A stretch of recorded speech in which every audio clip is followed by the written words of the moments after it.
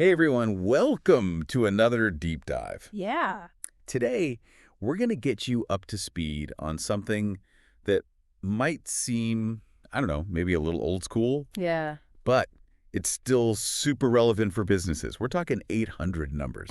And we're not just talking about the numbers themselves. That's right. We'll be diving into the tools and services that have kind of sprung up around 800 numbers. Yeah. Based on 800.com, which is the site we're looking at. Exactly, 800.com.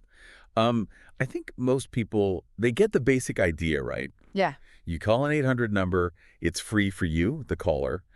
But I was really curious about like the business side of things. Like why would a company want to pay for those calls, right? That's a great question. Yeah. The site that we're using as a source, 800.com, they highlight a statistic that really jumped out at me. They say that U.S. consumers are 7 times more likely to call a business if they have a toll-free number. So that's a massive potential increase in customer engagement. 7 times? Okay, that definitely makes the cost seem more worthwhile. But is it just about convenience for the customer? Or is there, like, something deeper going on psychologically, maybe? Yeah, I think there's definitely a psychological component at play here. You know, when a business offers a toll-free number, Right.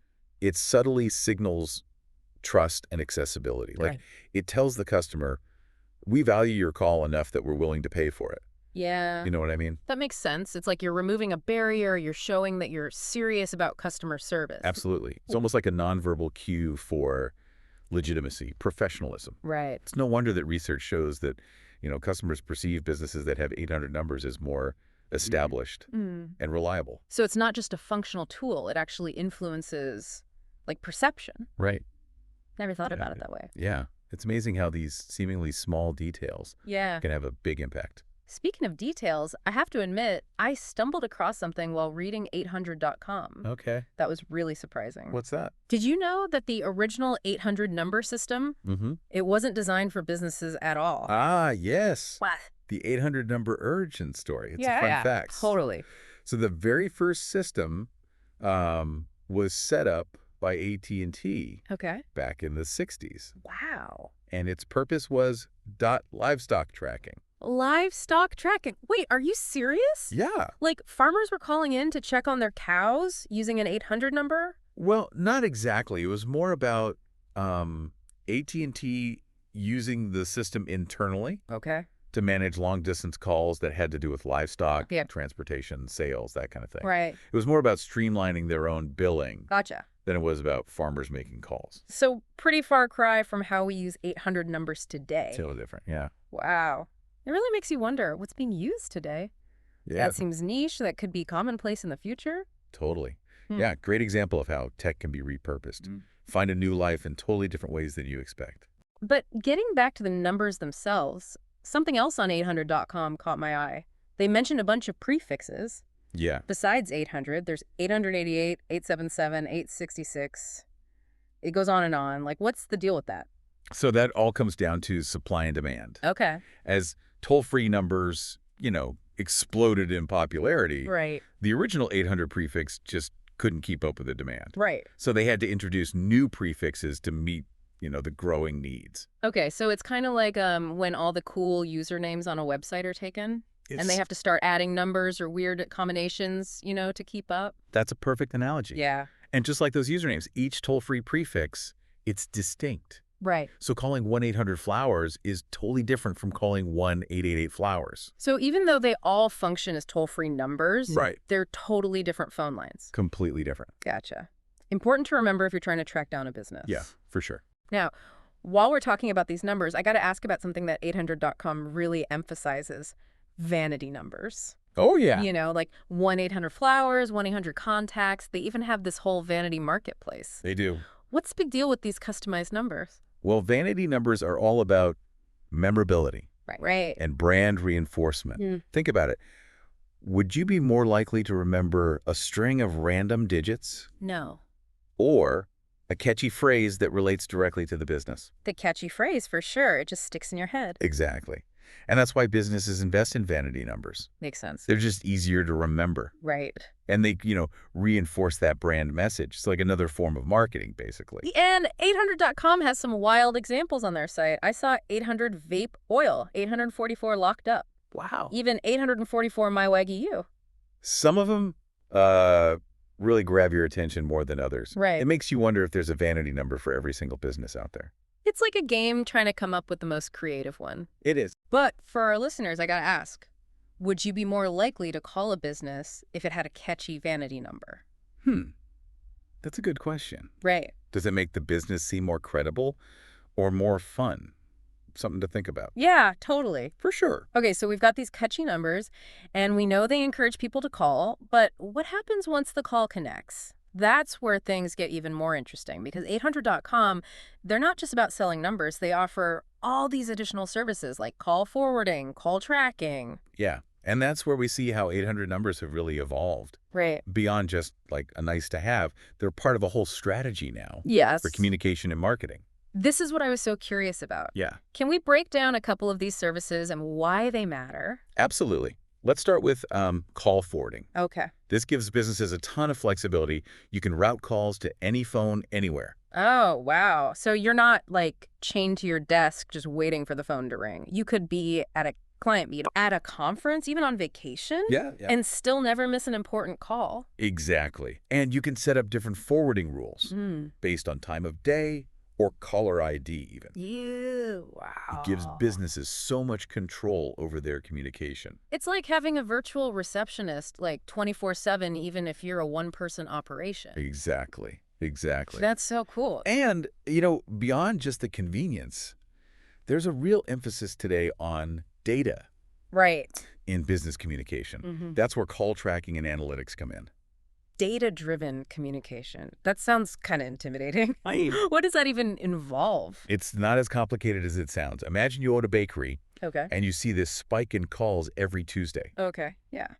With call tracking data, you can see that most of those calls are coming from people who saw your ad in the local paper. Right. Which happens to come out on Tuesdays. So you're not just like answering the phone blindly. Right. You're actually getting insights into why people are calling, where they're coming from. Exactly. Yeah. And that info can help you make smarter decisions about all sorts of things. Your marketing, your staffing, you name it. That makes a lot of sense. It's taking something as simple as a phone call. Right. And turning it into like valuable business intelligence. Exactly. And that's how 800 numbers and all these other services around them have become so much more than just a way for customers to call for free. It's fascinating. I had no idea. Yeah. This is so much more insightful than I expected. And 800.com also mentions SMS marketing. They do. Is that something they like integrate into their services as well? They do, yeah. Okay. It's all about giving businesses a one-stop shop right. for managing communication in the digital age. I have to admit, I get bombarded with texts from businesses these days. Is SMS marketing actually effective, or is it just annoying?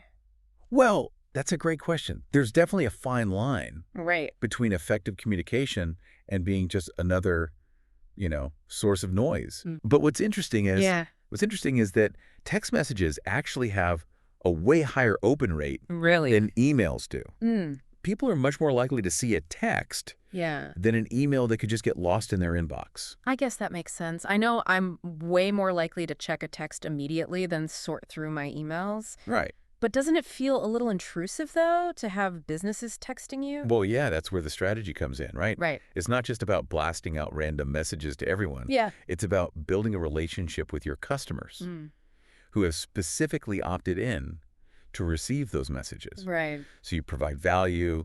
Maybe you offer, exclusive deals, personalized updates, things that are relevant and timely. So it's like creating that connection. Yeah. Almost like you're part of like a special club.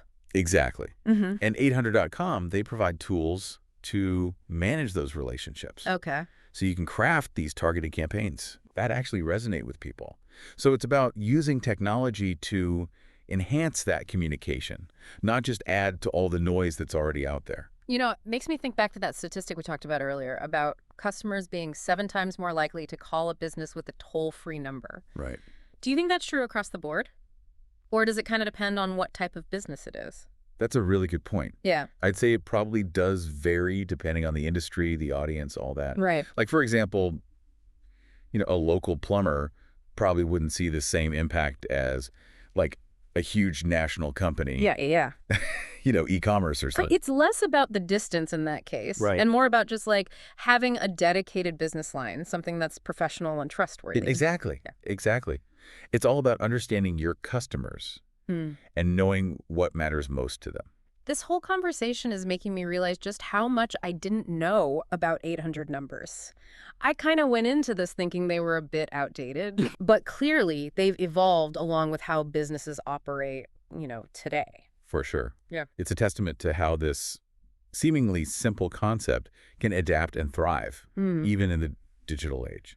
Okay, so I want to circle back to something you mentioned earlier about how these services really highlight the data-driven side of business today. I get the basic idea of call tracking, but can you give me some more concrete examples of how businesses use this data to make actual decisions? Sure, absolutely. Let's say you're a real estate agent. Okay. And you've got an 800 number on all your yard signs. Call tracking, it can show you how many calls each sign generated. Okay. But you can also go deeper and see what neighborhoods or property types are bringing in the most leads. So you're not just putting up signs all over the place and hoping for the best. You actually have data to focus your marketing efforts. Exactly. It takes the guesswork out of it. Yeah. Another cool example is using call tracking to analyze customer behavior. Yeah. Let's say you've got a website where people can book appointments. If you combine call tracking with your website data, you can see how many people visit, right? How many end up calling instead of booking online, and even figure out why. Are there any roadblocks in that online process that make people pick up the phone instead? Wow, that's really detailed. You're literally seeing how customers make decisions. Exactly. And that kind of information, that's gold. Yeah. It helps you optimize your website, right? Your sales, your whole customer experience. Okay, I'm definitely sold on the whole call tracking thing now. Yeah. Now, 800.com, they also mention call recording and transcription. What's the deal with that? Doesn't that seem a little Big Brother-ish? Yeah, I can see why you'd be concerned about privacy. Yeah. But the key is transparency and consent, right? Okay. So these services, good ones like 800.com, they require businesses to tell people that the call might be recorded. Right. Give them a chance to opt out if they want to. That makes sense. Yeah. So assuming that everything's, above board and legal, right. What are the benefits of recording and transcribing? Oh, the applications are endless. You can improve customer service, do training, even get ideas for new products. For example, imagine you're a software company. Okay. And people keep calling about a certain bug. Right. By analyzing those recorded calls. Yeah. You can really pinpoint the exact issues people are having. Right. Find patterns in their frustrations. Okay. And use all that info to make much better decisions about how to fix it. So you're turning customer interactions into data that you can actually use. Exactly. I'm starting to see how all these separate services really come together to create this big picture. Absolutely. It's all about creating that communication system that helps businesses connect with their customers in a deeper, more effective way. Now, I'm curious about something else I saw on 800.com. They said that 800 numbers can also be used personally. Yeah. What does that even mean? Are people getting toll-free numbers for their families? It's not as common as business use, for sure. Yeah. But there are definitely situations where it makes sense. Yeah, okay. The site gives the example of parents getting a toll-free number for their kid in college. That way, the student can call home whenever, no worries about long-distance charges. Oh, that's smart. And the parents know they can always reach their kid. That is a really good idea. I wish I had that back in my college days. It would save a lot of stress and money, probably. Yeah, definitely. It's a good example of how tech can be used to keep people connected in their personal lives. Right. Even over long distances. It makes you wonder what other creative ways people are using these numbers for. Totally. Outside of, the typical business stuff. Yeah. It's a good reminder that innovation can come from the most unexpected places. And as tech keeps changing, who knows what other new applications we'll see. Okay, I'm ready to jump back into the numbers themselves. We talked about those prefixes. Right. But we haven't really dug into vanity numbers. Yeah. Those custom ones. Vanity numbers. More than just catchy digits. Yeah. A powerful tool, for sure, can really help a business stand out. But do they really live up to the hype? I gotta say, I'm a little skeptical. Aren't vanity numbers kind of gimmicky? Does it really make a difference these days? Yeah. When everyone finds businesses online anyway. That's a good point. It's not like the old days where you'd see a vanity number on a billboard. Right. And instantly remember it, right? Right, exactly. But even in this digital world, I think they can still make an impact. Okay, I'm listening. Think about it this way. When you hear a vanity number, like 1-800-Flowers or 1-800-Contacts, you instantly know what that business is. Yeah. It cuts through the clutter, Right. Creates that strong association in your mind. I see what you mean. It's like a built-in advertisement. You don't even have to think about it. The number just tells you. Exactly. And that recognition, that's super valuable. Yeah. Especially when you've got so much competition for attention. 800.com has some interesting examples in their marketplace. Some are really obvious, like 1-800-Dentist, 1-800-Lawyers. Right. But then there are some that are just funny, like 844, YYUA, 800 Gaudy Junk. It's an art, finding that balance between memorable and representing your brand well. Seriously, I'm starting to wonder, is there a vanity number out there for every business imaginable? Probably. It makes you think about the power of words, Yeah. Even for something as basic as a phone number. Okay, so let's say a business is convinced and wants a vanity number. How does that even work? Yeah. Do you just, pick a phrase and hope it's free? It's not quite that simple. There's a system for all this, of reserving and managing these numbers. That's where a company like 800.com comes in. They're like the broker. Right. Helping businesses find the right vanity number. So it's like real estate, but for phone numbers. Pretty much. I bet the competition is crazy for some of those phrases. Oh, yeah, for sure. Yeah. Especially for popular keywords. Yeah. There's a whole bidding war sometimes. Yeah. It's really interesting how much those things can go for. Wow.